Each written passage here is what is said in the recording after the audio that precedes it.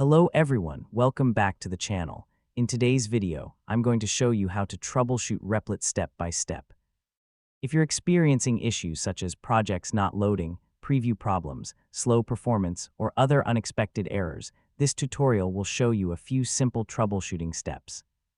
First, open Replit and sign in to your account. Then open any project that you're working on. As you can see, my project opens successfully and the preview is loading normally.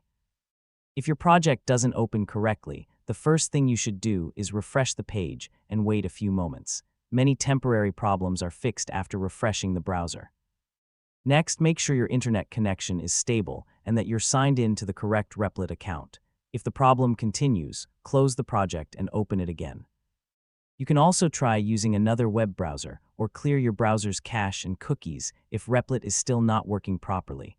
If certain features aren't working, don't worry. Some features may depend on your current Replit plan or may be temporarily unavailable. You can simply wait a few minutes and try again later if the issue is caused by temporary server problems. Once everything is working correctly, your project should load normally and you can continue coding and testing your application without any interruptions. And that's it.